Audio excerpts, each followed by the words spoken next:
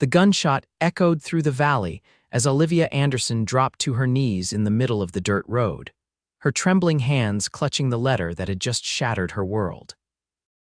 April 1875 had brought the cruelest news.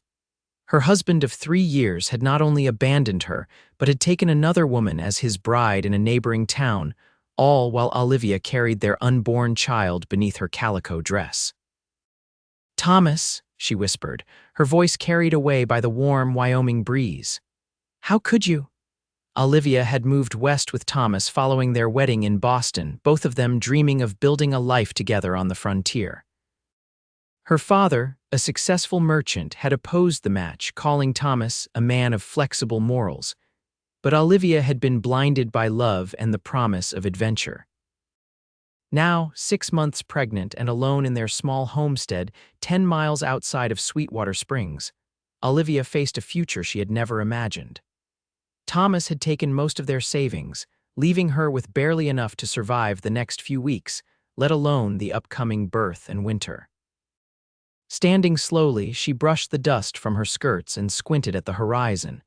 The afternoon stage would be passing in an hour. Perhaps she could send word to her father, beg for enough money to return east. The thought made her stomach clench. Admitting her father had been right all along seemed almost as unbearable as her current predicament. As she trudged back toward her cabin, the sound of approaching hoofbeats made her pause. Travelers were uncommon on this stretch of road, especially lone riders. Shielding her eyes against the sun, Olivia made out the silhouette of a man on horseback, moving at a steady pace toward her. The rider slowed as he approached, and Olivia tensed, suddenly aware of her vulnerability. Women alone on the frontier were easy targets, and in her condition she couldn't run.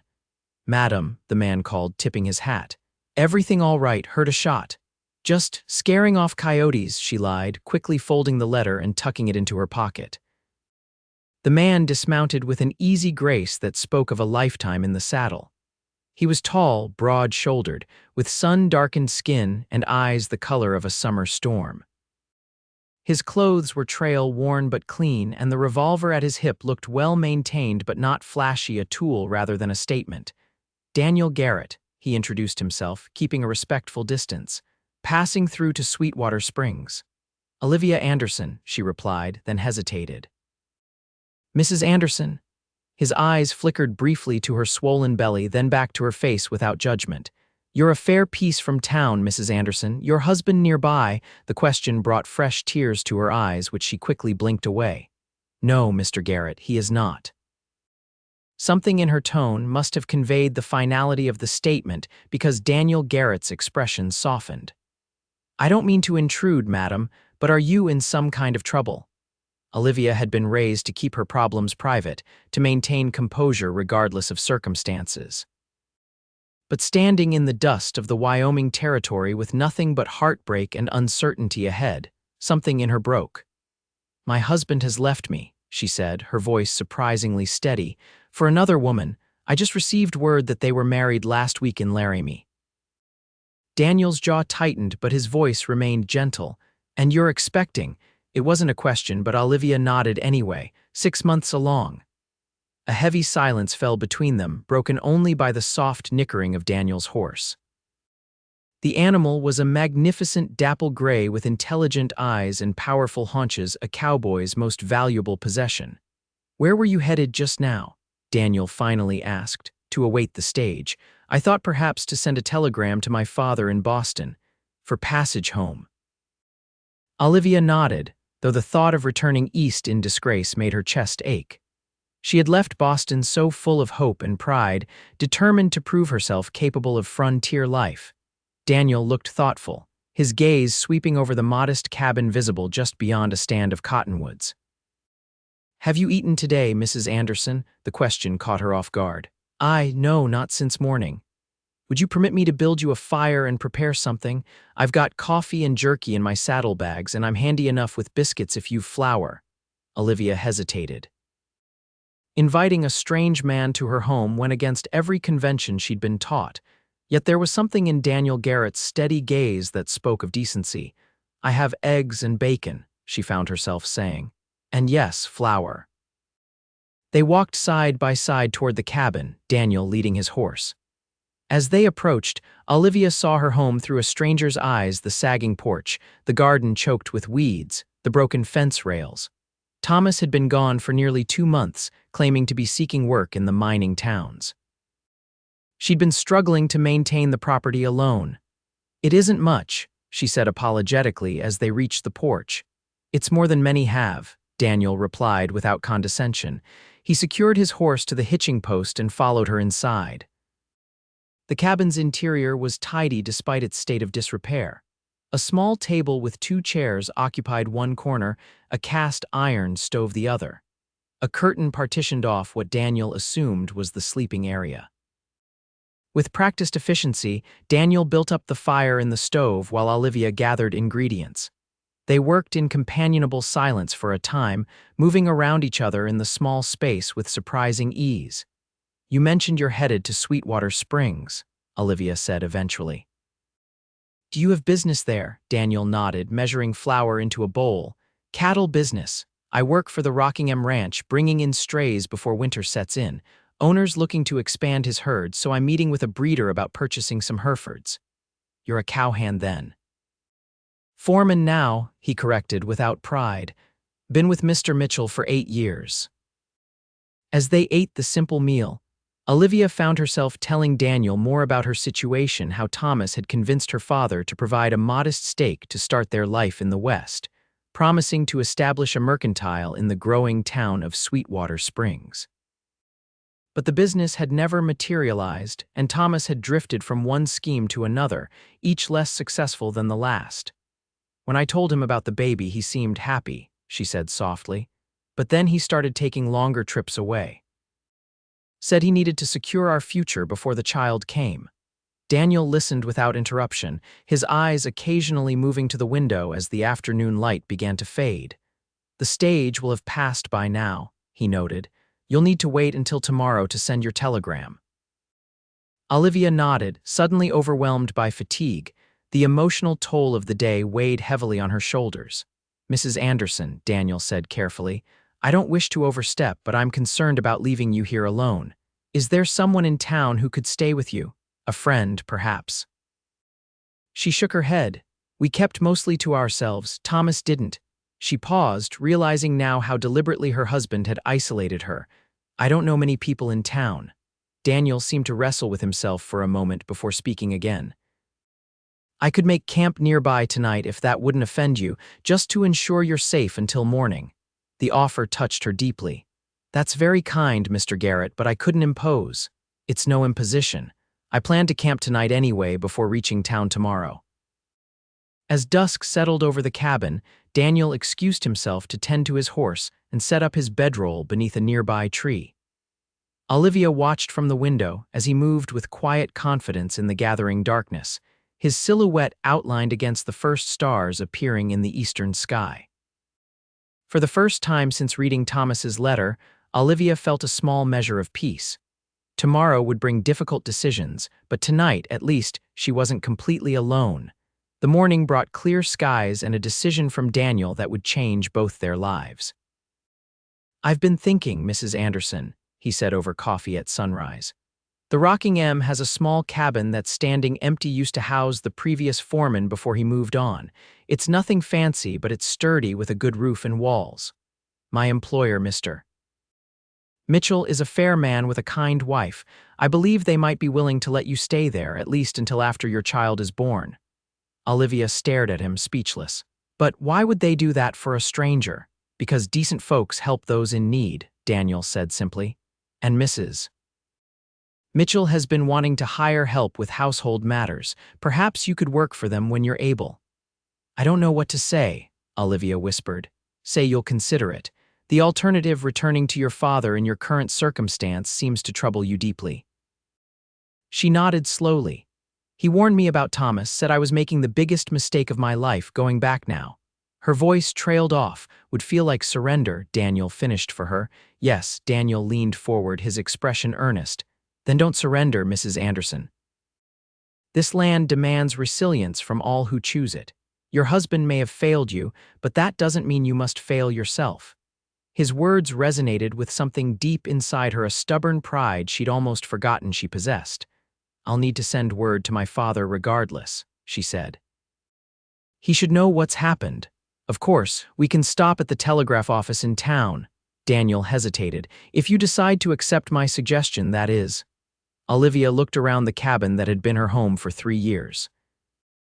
Despite her efforts, it had never truly felt like Thomas had made all decisions, dismissing her suggestions and ideas.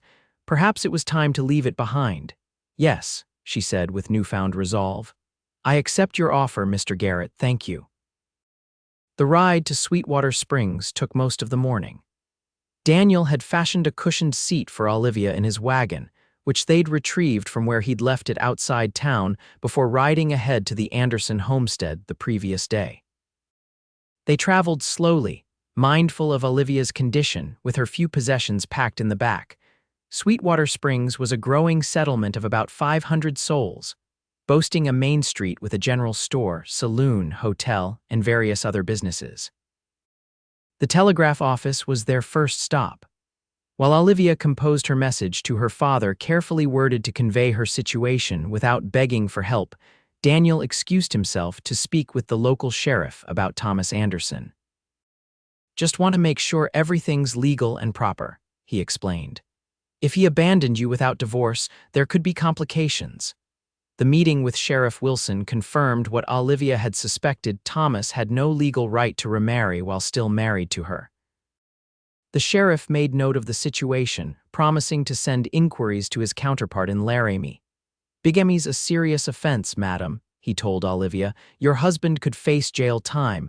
The thought brought her no satisfaction. "I don't wish him punished, Sheriff. I just want to be free of him." "Well, either way, looks like his new marriage isn't worth the paper it's written on. You're still legally Mrs. Anderson, and any child you bear is legally his." The reminder that her baby would carry Thomas's name troubled Olivia deeply.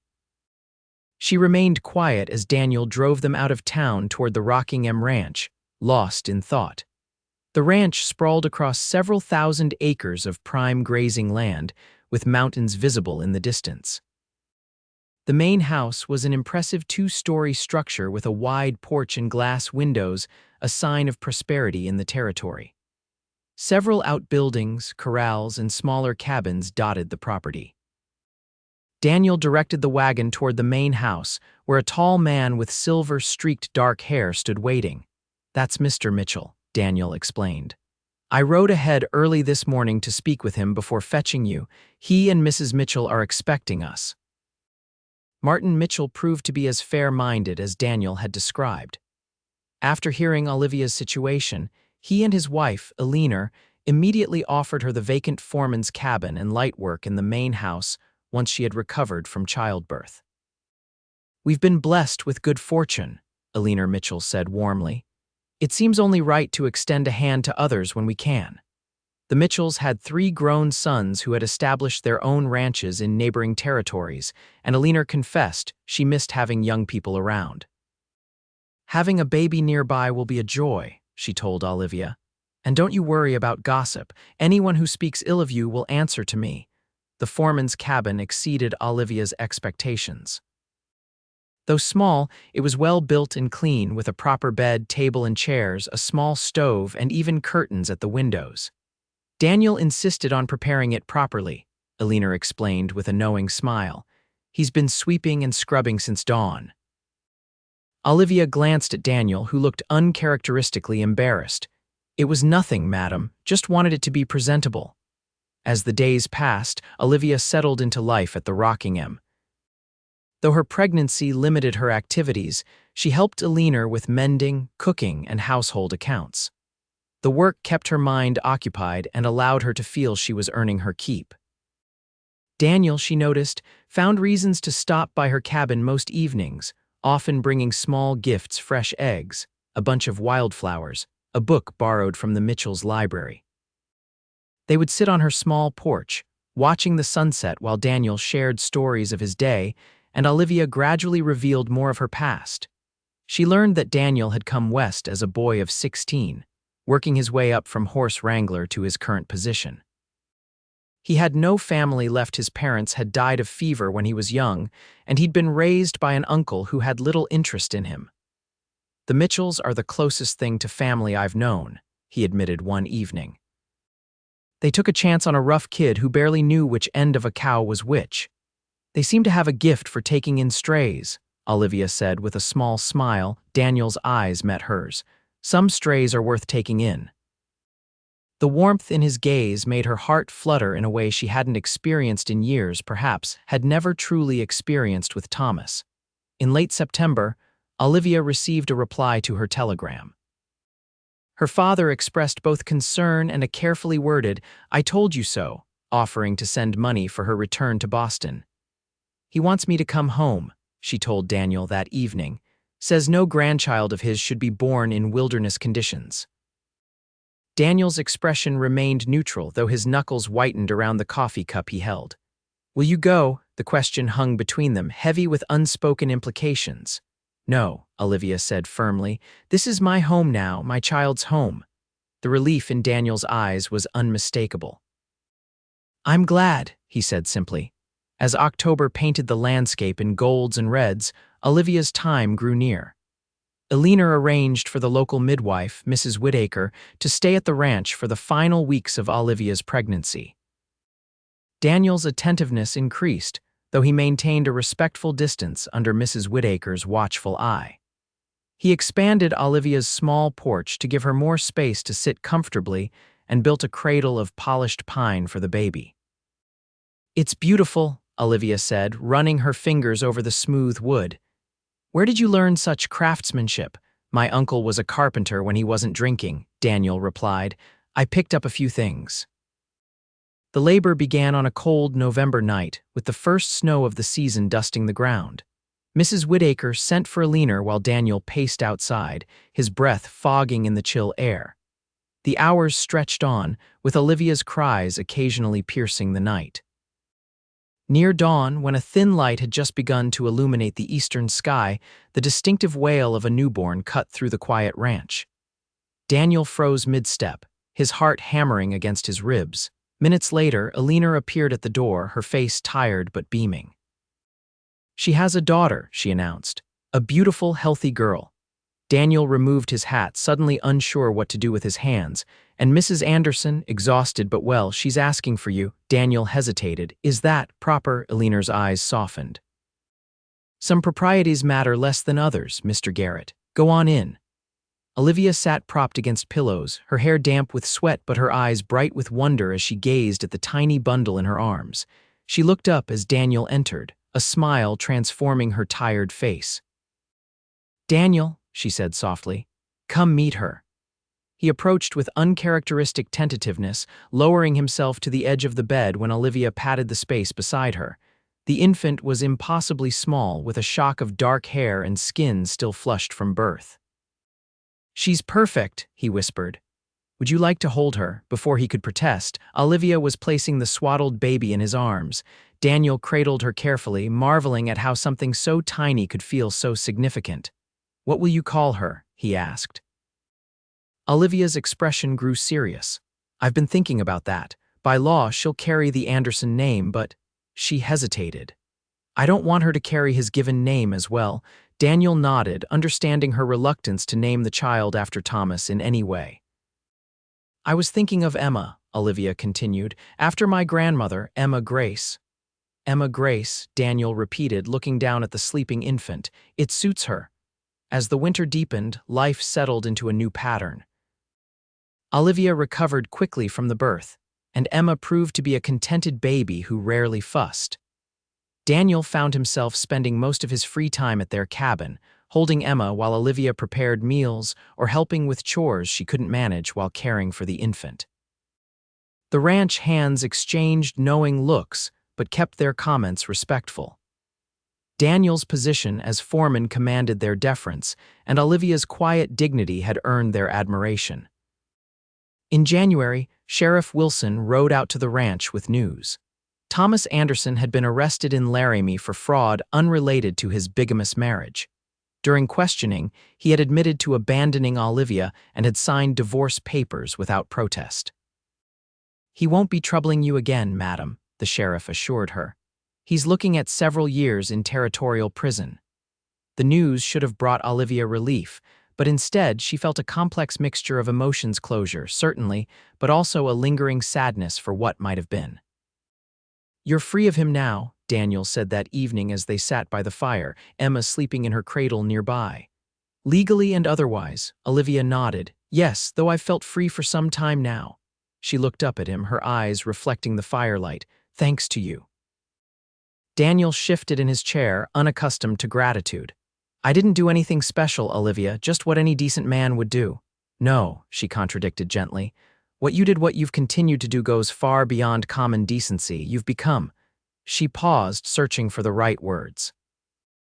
"You've become essential to us, to Emma and me." The admission hung in the air between them, charged with possibility. Daniel leaned forward, his voice low and intent.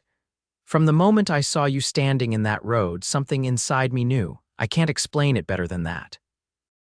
I just knew you were meant to be in my life." Olivia's breath caught. "I felt it too. Even through my grief and confusion, there was something about you that felt right." Emma stirred in her cradle, and Daniel moved to gently rock her back to sleep. The sight of his strong hands, capable of breaking wild horses, tenderly soothing her daughter, brought tears to Olivia's eyes. "She loves you," Olivia whispered. "She calms the moment you hold her." Daniel looked down at the infant, now peacefully sleeping again. "And I love her," he said simply. Then, raising his eyes to meet Olivia's, he added, "As I love her mother." The words, plainly spoken without embellishment, pierced Olivia's heart with their sincerity. "Daniel," she began, but he shook his head. "You don't need to say anything. I know it's soon, and you've been through so much. I just wanted you to know, whatever happens, whatever you decide, that won't change." But Olivia had spent too many months suppressing her feelings, denying herself honesty in her marriage to Thomas. She would not make that mistake again. "I love you too," she said, her voice steady despite the tears gathering in her eyes. "I think I have since that first evening when you built a fire and made biscuits in my kitchen as if it were the most natural thing in the world." Daniel crossed the small room in 2 strides, kneeling before her chair and taking her hands in his.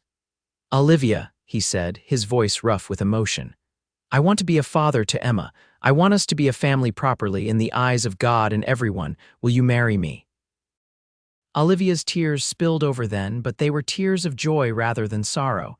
"Yes," she whispered. "Yes, with all my heart." The wedding took place in April as the land awakened from winter's grip. The Mitchells insisted on hosting the ceremony at the main house, with Alina decorating the parlor with early spring flowers and preparing a feast that would be remembered in the territory for years to come. Olivia wore a dress of pale blue silk that Alina had ordered from Denver, with Emma, now 5 months old, dressed in a matching bonnet and gown.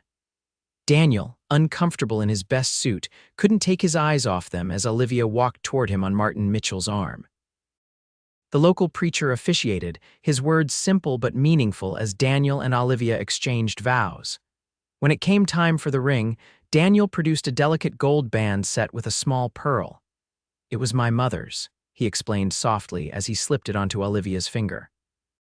"The only thing of hers I kept all these years." After the ceremony, as friends and neighbors celebrated around them, Daniel drew Olivia and Emma aside for a private moment on the porch. "There's something I need to tell you," he said, uncharacteristically nervous. "I've been saving for years, putting aside most of my wages. Mr. Mitchell has offered to sell me a parcel of land on the east side of the ranch, good land, with water access and room for a proper house." Olivia's eyes widened. "Our own land," Daniel nodded, his expression earnest. "I've wanted my own spread for as long as I can remember, but it never seemed important enough to pursue until now, until I had someone to build it for." "Oh, Daniel," Olivia breathed. "That sounds wonderful. It won't be easy," he cautioned. "Building from nothing never is. But we'll do it together, step by step." "Together," she agreed, then laughed as Emma reached for Daniel with determined little hands. Daniel took the baby, lifting her high before settling her against his chest. "And you, Miss Emma Garrett," he said, using the name she would now legally bear, "will grow up knowing exactly who your father is." Emma gurgled happily, patting his face with her tiny palm. Olivia watched them, her heart so full it seemed impossible to contain such joy. A year ago, she had stood in the dust of a lonely road, believing her life was over. Now, she understood it had only just begun. As the celebration continued inside, the three of them remained on the porch. Silhouetted against the setting sun, a new family forged not by blood but by choice, by love that had emerged from the ashes of betrayal. Daniel leaned down to kiss his wife, then pressed his lips gently to Emma's forehead. "Our child," he murmured, the words both a statement and a promise. "Our future." In the years that followed, the Garrett ranch flourished, as did their family. Emma grew into a strong-willed girl with her mother's beauty and her father's affinity for horses. She was joined by two brothers and a sister, all of whom understood the story of how their family began not as a tragedy, but as a testament to the healing power of love and the courage to begin again. And on quiet evenings, when the children were asleep and the Wyoming stars scattered like diamonds across the vast sky, Daniel and Olivia would sit on the porch of the home they had built together, hands intertwined, marveling at the journey that had brought them to each other. "Do you ever regret it?" Daniel asked once. "Coming west, despite everything that happened?" Olivia leaned her head against his shoulder, thinking of the difficult days, the heartbreak, the uncertainty, and the immeasurable joy that had followed. "Never," she said simply. "This is exactly where I'm meant to be."